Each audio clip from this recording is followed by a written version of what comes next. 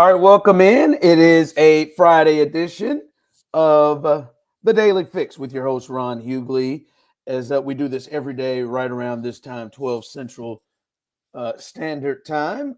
This is the Daily Fix presented by Foolish Club Media right there along for the ride in that little itty-bitty box where he rightfully belongs. Hey, Stevie. Hi. There he is. There's Steve Serta in the building. Hey, however you are listening to us every single day as we're coming to the end of the year, we started this puppy not too long ago. We are happy with the growth. We're hoping for more growth, and we're happy that you roll with us every day. And please share and let others know that you can catch some good, quick content every single day right here on the Daily Fix on Foolish Club Media. However you're taking us in, one thing I do need you to do, please head over to our YouTube channel, Foolish Club Media. Please like and subscribe, and you can get all of the great content that we have and more coming on the way, including like today, Show and BK. That dropped this morning. You can catch that as me and Brandon Kiley and Steven Serta give us our thoughts, and I think this was in particular good. And also you can catch, Veach Season every week and Brian's World every week and the post-game show every week and the podium and all that. So check it out, like and subscribe. Remember, if you do not do so, you're preventing my 3 children from eating. Not going to hold you too long today. Please don't screw this up with this young guy. Oh, please. I'll talk about that here in a second. And I think we need to really sit down and have a conversation because there's Patrick Mahomes, there's Travis Kelce, there's Andy Reid, there's Chris Jones, there's all these guys. But are those not the guys that have seemed to shift this season? We'll get into that. And I want to start here, Steve. Give me my 2 minutes. And that is with the beautiful man you see on the screen. Look at that squat. Look at that ass out right there from 62. That is Joe Thuney. And I've been thinking about this, Serta, and it really comes into play following Christmas Day's game and the scenario that happened in that game. Steve, I think right now for this year, Joe Thuney might be the second most important player on the team. Right? Obviously, we know who number one is Patrick Mahomes. But I've always thought it was Mahomes, it was Jones on the other side, and Kelce. That's, I think Joe Thuney, like if I to tell you right now, like you don't want to see any other people go down. But we just watched, and maybe this is recency bias, sort of, but we just watched on the road a playoff team. And we've seen Pittsburgh get busy at times. Russ has gotten busy at times. We saw no Chris Jones. And I don't know, Serta. I don't know if the Chiefs had a bigger sack total day this year. I don't know if they had more than 5. And it wasn't just the 5 sacks they got. It was the pressures they got, right? I don't know if the Chiefs can function without Joe Thuney. Like what we've seen at the left tackle position. And I would urge you to go check out Show and BK because we had a discussion about this, and I've thought about this since we had that conversation, Serta. And no, I can understand some thinking of, maybe giving DJ Humphrey a shot to slide over. I am now, as you got cementing the legacy. By the way, when I say cementing the legacy, I think Joe Thuney may have fooled around and punched a ticket to the Hall of Fame with what he has done. And you start to look up, he's going to have the all-pros to go with it. And this is some stuff that nobody will forget, especially if this thing ends in a three-peat. I think he may be the 6th guy that this team gets to the Hall of Fame, player-wise, that this team gets to the Hall of Fame. But I think I am cementing myself in the camp of, I think it'd be crazy as hell if they took Joe Thuney off a left tackle. And I can understand people with the thought process, the size. He's really good at left guard. He's an all-pro left guard. And if Humphrey could do it, Serta, this is the best left tackle. And I know it's a small sample size and it's 3 games, but it's 3 games against damn near. I mean, you're Micah Parsons and Nick Bosa short of really the who's of guys that were in it that he had to go up against.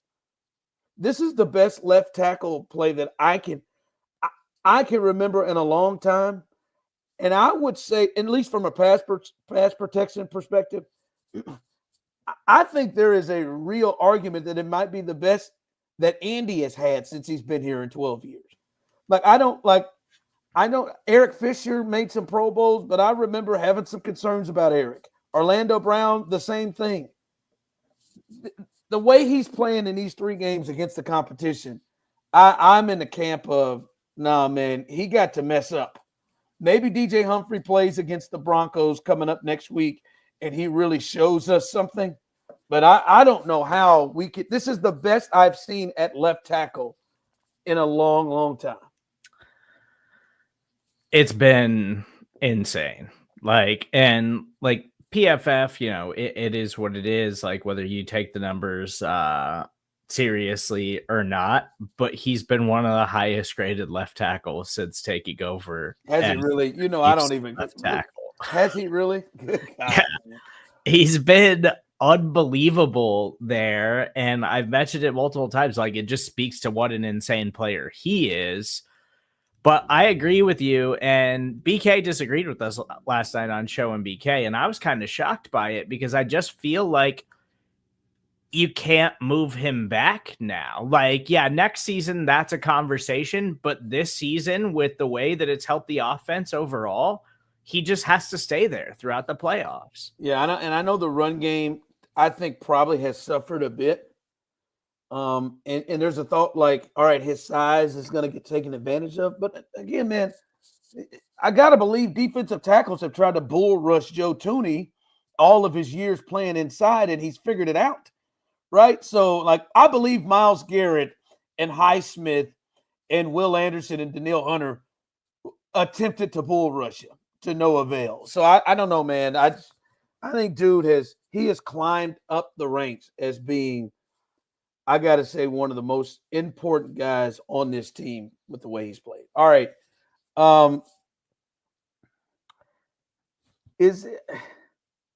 What is going on? How did this – there has been a clear moment in change on both the offense and the defense.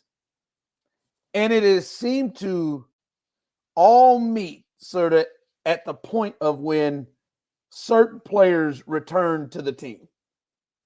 On the defense, you remember, boy, we was in there talking about, man, they're not getting any pressure. They are struggling getting the quarterback down. They're struggling on third down. These blitzes, nothing is getting home. They are 31st in sacks, and they are 27th in pressure rate.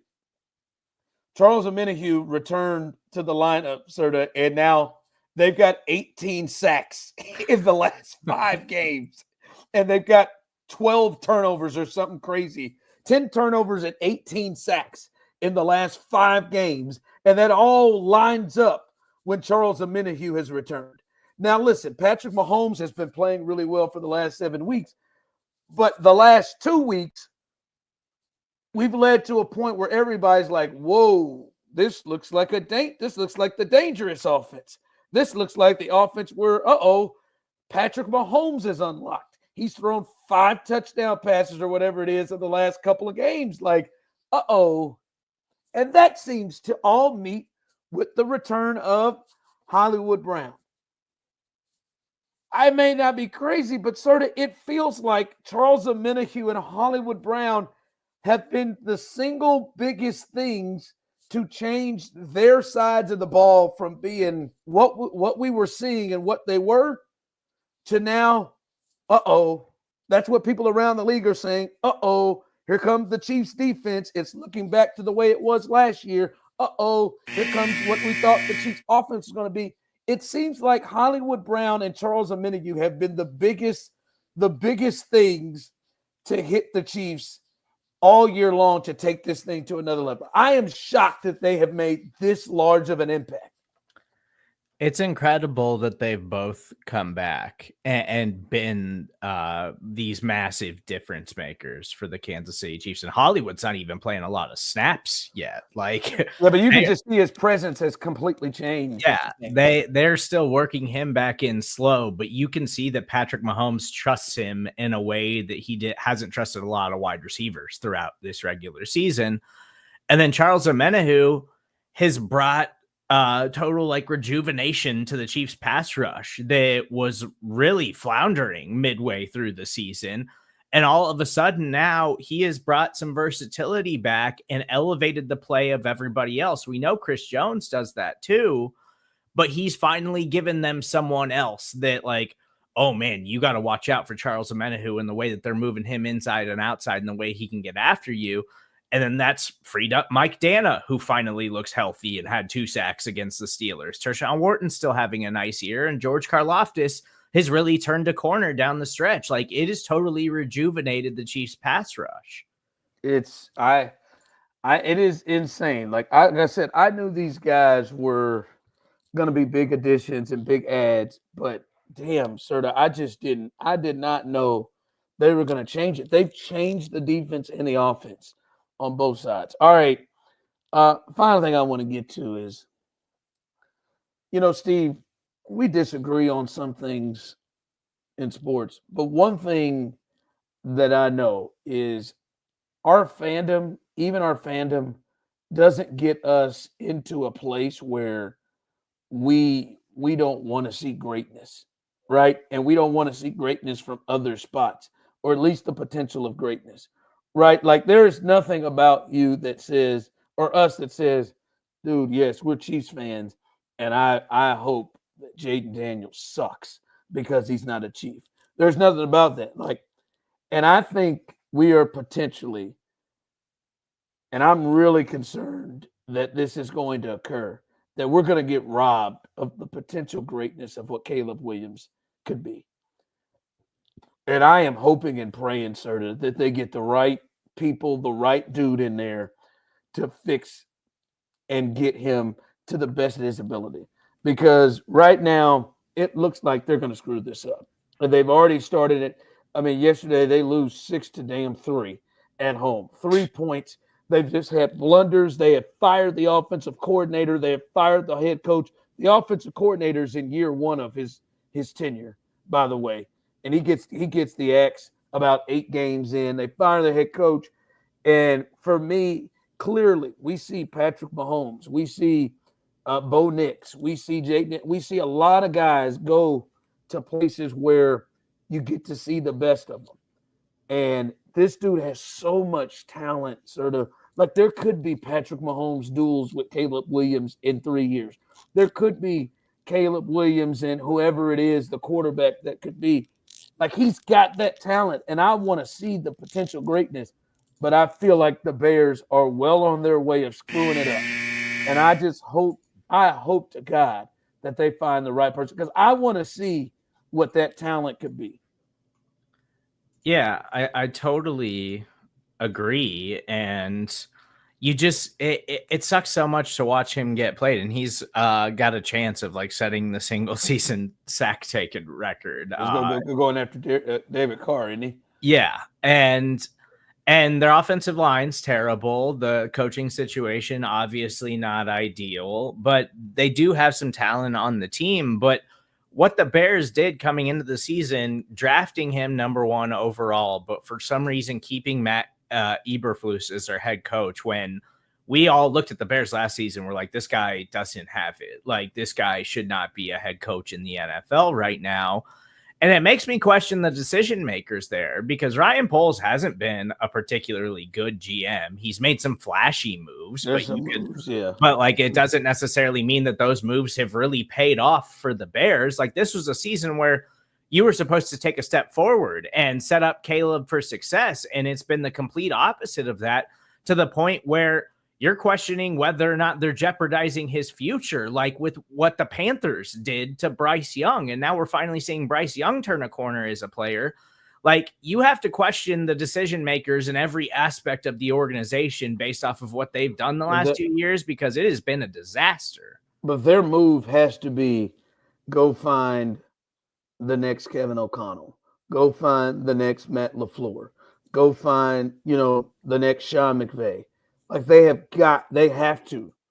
And I mean, because honest to God, we are seeing what's happening with Sam Darnold. We're seeing Jordan Love. Like if they can find that person for Caleb Williams, I think he'd be in a great spot. But this year, we know there's going to be sweeping changes. And that guy's got so much talent to be one of the top 5 quarterbacks in the league. And I want to see that. Hi, Mom and Courtney.